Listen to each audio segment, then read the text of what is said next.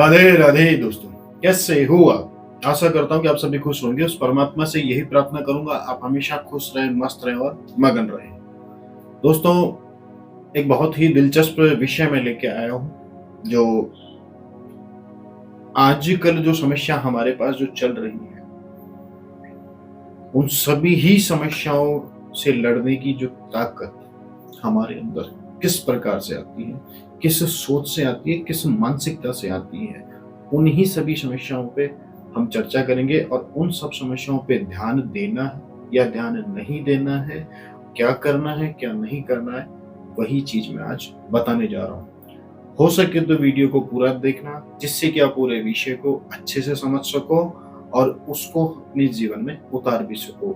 एक दिलचस्प भी कहानी इस वीडियो में आएगी, उस कहानी से आप बहुत ही अच्छा समझ सकते हैं। शुरुआत करते हैं।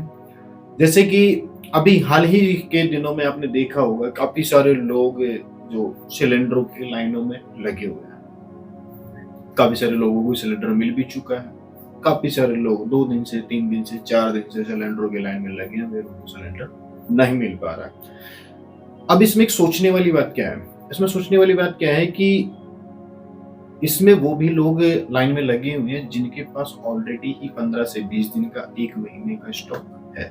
वो भी लाइन में लगे हुए हैं कि पता नहीं भविष्य में क्या होगा, तो हम पहले ही सिलेंडर लेके रख लें, क्या होगा क्या नहीं होगा वो निश्चित कर लें। अब इन्हीं में से एक आदमी, मैं फॉर एग्जाम्पल के लिए ले रहा हूं, एक आदमी जो कि लास्ट 3 से 4 दिन तक लाइन में लगा हुआ है, अपनी नौकरी को भी छोड़ा हुआ है।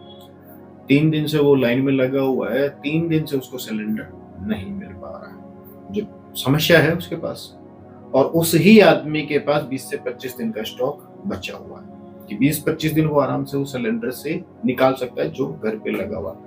एक्स्ट्रा लेने के चक्कर में वो 3-4 दिन से लाइन में लगा हुआ, उसको सिलेंडर नहीं मिल पा रहा। ठीक है, अब जो 3-4 दिन वो लाइन में लगा, 3-4 दिन वो ऑफिस नहीं गया, अब उसकी नौकरी पे सवाल आ गया। सिलेंडर भी नहीं मिला, नौकरी भी हाथ से जाने वाली है।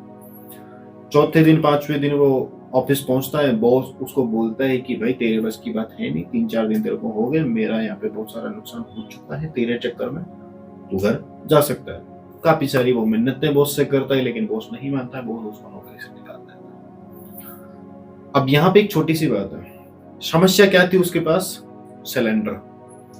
जबकि उस सिलेंडर का उसके पास ऑप्शन था 20 से 25 दिन का। 3-4 दिन उसने उस सिलेंडर की लाइन में लगने से निकाल दिया। 3-4 दिन का तो वो लॉस हो गया। अगर वो रोजाना के 500-700 रुपए भी कमाता, तो 4 दिन के लगभग 2500 से 3000 का तो वो नुकसान कर चुका। नौकरी से हाथ धो बैठा, कितना नुकसान हो गया? सिलेंडर कितने का था? 900 कोई रुपए का है। उस 900 कोई रुपए के चक्कर में उसने नौकरी भी छोड़ दी, 4 दिन वो छुट्टी पे रहा, वो भी नुकसान हो गया। यहीं पे अगर वो उस समस्या को ध्यान में ना रखते हुए ये सोचता कि मेरे पास अभी 20-25 दिन का समय है, मैं अपने नौकरी पे, अपने जो रोजमर्रा की जिंदगी है उस पे ध्यान दूं, इसको सिलेंडर को मैं बुक करवा दूं, आएगा तो ठीक, नहीं आएगा तो मैं कमा के एक इलेक्ट्रिक इंडक्शन भी ला सकता हूँ। ऑप्शन था ना, लेकिन नहीं, दोनों ही चीज छूट गई।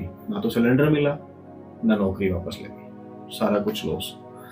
अब उसको भविष्य की चिंता थी ना, कि कल पता नहीं क्या होगा, मैं पहले ही सिलेंडर कर करा। जो आज की ही समस्या है ये, अभी हाल ही में ज्यादातर लोग इसी समस्या से जूझ रहे हैं कि भविष्य की चिंता करें कि 2 महीने बाद क्या होगा, 1 महीने बाद क्या होगा, ये होगा वो होगा। जो होगा वो हो जाएगा, लेकिन आप अभी क्यों परेशान हो? अब इसी से रिलेटेड मैं आपको एक छोटी सी कहानी सुनाना चाहता हूँ। एक बाज होता है, आसमान में उड़ता है, उड़ता रहता है, अपनी धुन में उड़ता रहता है। वो कौवा होता है, कौवा। अब कौवा क्या ना कि अजीब प्रकार का प्राणी है। कौवा होता है, बड़ा शरारती होता है। कौवा क्या होता है कि मैं किसी के काम में बाधा डाल दूं, मैं किसी जानवर को परेशान कर दूं, मैं किसी भी जीव के चोंच मार दूं, छेड़ता रहता है वो। कभी भी आप देख लेना, कौवा इसी ही प्रकार का प्राणी होता है, शरारती प्रकार का। तो कौवे ने क्या सोचा कि जो बाज ये उड़ रहा है, तो मैं इस बाज की उड़ान को रोकूं। किसी भी प्रकार से मैं उसको रोकने की कोशिश करूं, कौवा उसके साथ साथ उड़ता है, तिरछी निगाह से देखता है। बाज उस पर ध्यान नहीं देता कि ये ऐसा ही जाने दो उसको। कौवा बाज के ऊपर आके बैठ जाता है। अब कौवा बाज के ऊपर आके बैठ गया और चोंच भी मारने लग गया। बाज ने सोचा कि बड़ा परेशान कर रहा है, ठीक है कोई बात नहीं। बाज ने उस कौवे पे ध्यान नहीं दिया, बिल्कुल भी ध्यान नहीं दिया। भाई जो कौवा कर रहा है करने दो, मुझे मेरी उड़ान पे ध्यान देना है कि मेरे को उड़ना है जहां तक कौवे की पहुंच भी ना पहुंच सके। बाज ने अपने पंख फैलाए। बाज के पास यहाँ पे दो ऑप्शन थे।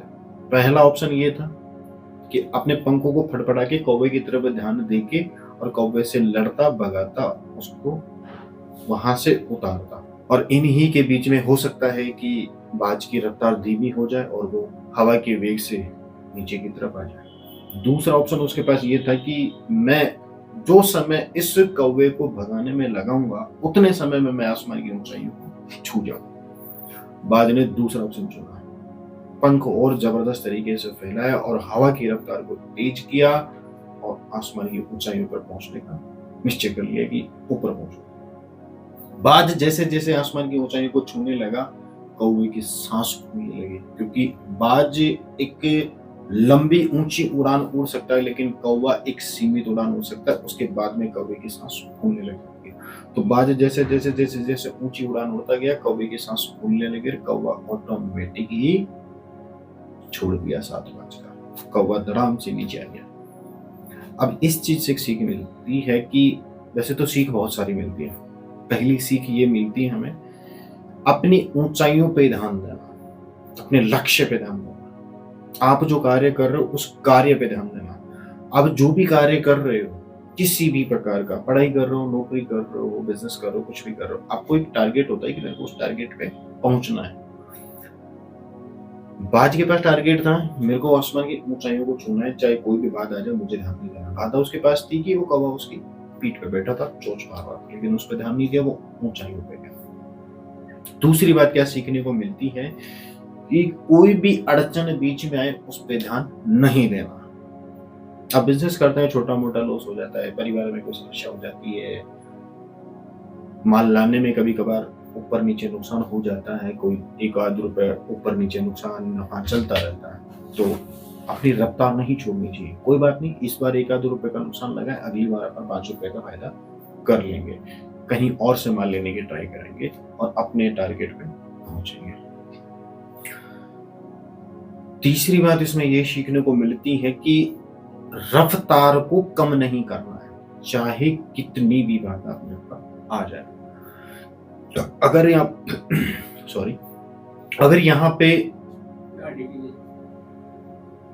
अगर यहाँ पे बाज ने अपनी रफ्तार धीमी कर ली होती तो कौवा उसका पीछा छोड़ देता नहीं छोड़ता। उसी ही प्रकार अगर आपने अपने टारगेट पर पहुंचने के लिए अपनी रफ्तार को धीमा कर लिया तो क्या आप रफ्तार से टारगेट तक पहुंच पाओगे? कभी नहीं पहुंच पाओगे। अब ये चीज होगी कि एक समस्या अपने पास किस प्रकार से आ रही है। अनेकों प्रकार की समस्या, हर एक इंसान की जिंदगी में अनेकों प्रकार की समस्या होती है। उसके दिमाग में सुबह से लेकर शाम तक कोई ना कोई समस्या उसके दिमाग में चलती ही रहती है। अब या तो वो पढ़ाई करने वाला हो, बिजनेस करने वाला हो, नौकरी करने वाला हो, रोजमर्रा की जिंदगी व्यतीत करने वाला हो, मजदूरी करने वाला हो, कोई भी प्रकार का इंसान, या तो उन समस्याओं को वो लेके इस तरह से बैठ जाए या फिर उन समस्याओं को छोड़ दे कि जो होगा जो हो जाएगा, मैं तो अपनी मेहनत पे ध्यान देता हूँ, मैं तो अपने टारगेट पे ध्यान देता हूँ कि किस प्रकार से मुझे मेरे टारगेट पे पहुंचना है। समस्या तो आती रहेगी, कभी जिंदगी में खत्म ही नहीं होगी। एक तो ये चीज होती है। अब दूसरी ही चीज यहाँ पे जाती है कि हम जो कोई भी कार्य करते रहते हैं, कोई भी कार्य, तो जो जलने वाले जो लोग होते हैं, काफी सारे जो लोग होते हैं वो जलने वाले भी होते हैं, आपको नीचे खींचने वाले भी होते हैं। बाज हुआ आप, और वो कौवा चोंच मारने वाला क्या हुआ, वो लोग जो आपको नीचा खींचने वाले होता है किसी भी प्रकार से।